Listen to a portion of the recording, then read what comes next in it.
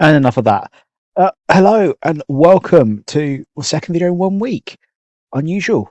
But of course, it is my favourite track of all time, Monza. One of my, as I said, favourite track. Absolutely brilliant. I love Monza, really do. Fast pace, top speeds. The Tifosi are absolutely passionate, and it's great to see that every year whenever we go to Monza. It is absolutely fantastic. And it's still my ultimate dream to go out there. Hasn't changed since the last time I've done this. So going out there to actually experience everything would be literally dream come true. Be absolutely amazing, fantastic. But as I said, we'll be doing this in the McLaren MCL39, the constructor winning championship car for this season. Well, season's just finished for 2025, and of course, Lando Norris winning the drivers' championship by 2 points in the end for that one. Okay, so let's have a look around and see what we could do with this one then. So, starting lap. Lovely chrome livery. Loved it when they released this one this season. But going across the line, just going into 8th gear, opening up the DRS, hurtling down here, heading towards 212, 213, 215 miles an hour. Of course, different setups. If you're going for a lower downforce setup, you can achieve higher speeds. But with this one, it's been a bit of a mixture of low downforce or ultra low downforce and a little bit. I say ultra low downforce. It's low downforce, but a little bit more on a rear wing as well. So I've got a bit more stability on there. So coming in to this first corner, braking again, like I've done with many videos, and especially is true here, in between the 100-meter board and the 50-meter board. That's the perfect time to brake, because coming into here now, heading into our first complex of corners here, turn 1 and turn 2. As we've got here, hitting this corner and in this apex nicely. So going in there, hitting that in there, we're getting that car in position already to attack the second corner. So again, kiss the apex here, but as you can see, I do go slightly wide. Okay, now ideally, I would like to go a bit tighter and then push my way out, like you would see in real life. But in this instance, it did happen like that, running a little bit wider coming out of the corner. But I did change the third straight right here, foot down. Coming through, just working through the gears and working through the speeds again. It's just, oh, beautiful, beautiful. And coming up now. Now, ideally, of course, racing line just comes up and just comes around about here. Okay, now, of course, if you esports players and that, they tend to come over a little bit wider to come onto the curves. So that opens up the corner a bit more. Okay, I don't do that. Instead, as you can see, I just about get in line with it, so the wheels aren't touching it as such, but it's just about wide enough to get into this corner.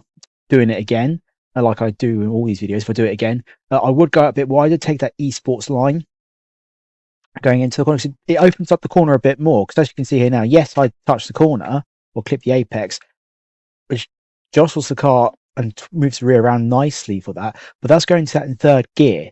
So any lower than that or any higher than that, the car would spin. And it did happen on a few occasions while I was recording this lap. I did spin in that corner, trying to test the different lines in there and the different gears to go into there as well. But it set for third gear in the end, and as you saw, not going too far wide when going into that corner. But as you can see coming out, I do lose the rear a little bit and slide out. Again, that happens in real life for F1. The cars do slide out and go up onto this curve as well. So it's actually perfect line. Well, this one working through the gears, coming into fifth into this one here. Now, I do go wide in this. Again, ideally, be nice and tighter. Oh, I forgot I got the mouse here. Going nice and tighter around about here would be better, to be honest with you. But I get pushed out wide. And that is purely because I go into it too fast and too high a gear. At this point, I'm in fifth gear. Ideally, I should be in fourth. Because having it a lower gear, slightly different to what we had from the previous corner. We want it in that lower gear, so we actually be able to plant that foot down a little bit more, so we can build that speed up and actually let the car naturally go out wide. Whereas in this one, where I keep it in a higher gear and a little bit too fast, I go too wide. So then coming into here, down a couple of gears down to fourth in this one, so I actually do get it right in this one. Tipping the apex, let it go out ever so slightly wide, open DRS, plummeting down this straight now. Heading into the Ascari chicane. I do remember some of the corners. And again, slowing down, you saw the DRS close there just after the 100-meter board. Again, thinking about those lines, I could come out a little bit wider here just to open up the Ascari chicane a bit more. Going into it, I actually hit the apex nicely, but just seeing, you can tell the amount of times I tried doing this lap. The dirt on that car is horrendous. Needs to go to the cleaners. But I hit the apex nicely there. Nicely come over to the end of that Ascari chicane as well. Nicely filter out, nicely blended out as well. So it hits that curb nicely. Then we're coming out again, hitting the other apex, coming out wide, which is what we see in real life as well. So again, things are going well so far. And I keep looking at the dirt on that McLaren from going off too many times. Not good. But hurling down the straight now, again, going through the gears, heading towards 200 miles an hour. And we are braking. You actually saw that there after the 50-meter board. Now, in any track, that is the latest you'd brake for any corner, especially around the Templar speed. That's the latest you'll brake. And honestly, coming into this, I have to do this with the holding the steering wheel like this as an example, just imagining it. So coming up down to the 50-meter board, you saw how the car just stopped. I'm sorry, you just see my team switch just pop up there. Apologies. Sorry. As you can tell, I'm a teacher as well. Yeah, so you come onto the 50-meter board, you're hurtling down there, 8th gear, 205 miles an hour, and then 50-meter break, bang, on the brakes, 1, 2, 3, down 3 gears from 8th down to 5th gear, going into this corner, into Parabolica, giving it its old name. But going into it, just look at how the car just gets thrown in there. And of course, with the ground effect on these cars, it can handle it. It can handle getting thrown into that corner. It can handle it. It's got that grip. It generates that grip as well, especially with a car like this as well, which, okay, towards the latter end of the season, it wasn't a championship dominant car with Red Bull coming back into it. But for the majority of the season, it was the championship leading, it was the championship leading car, won the Constructors Championship. But the way it grips and the way we can throw it into corners, that's the ground effect working, along with the downforce elements of the car as well. So McLaren actually built an absolute rocket ship with this car, to be able to throw it into there. And then just going through Parabolica, now coming out wide, 6th, 7th, and across the line, 1:21.3. So I actually improved my time from the first time. So before I done this one, because I did re-record this one, hence why the McLaren was dirty. And you can see that with the chrome livery on it. I'd done this in the Ferrari in the SF25. And of course, all the time lapses that you see are equal performance.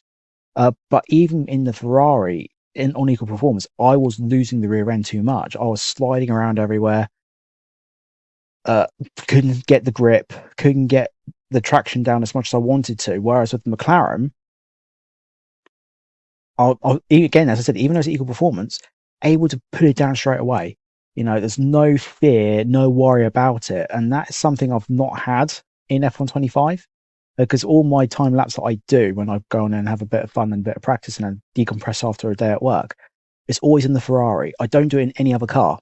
So to actually do this in a McLaren or in the McLaren, it was a breath of fresh air. Not saying that I don't like Ferrari. I love Ferrari. I'm a massive Ferrari fan. But as we know, their car's been shocking this year.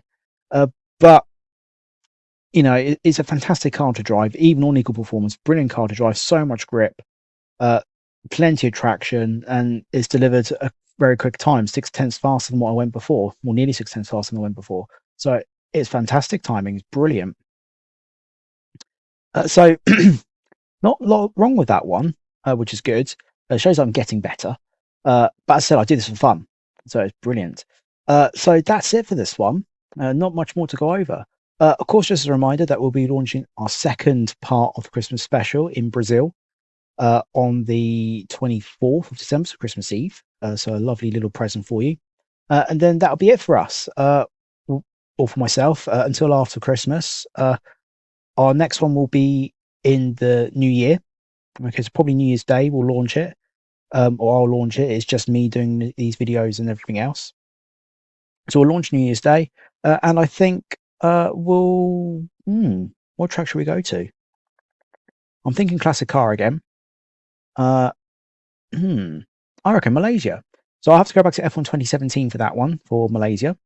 and we'll do it in probably the McLaren, I think, another McLaren, or a car that I can find on there from one of the classic cars on there for Malaysia.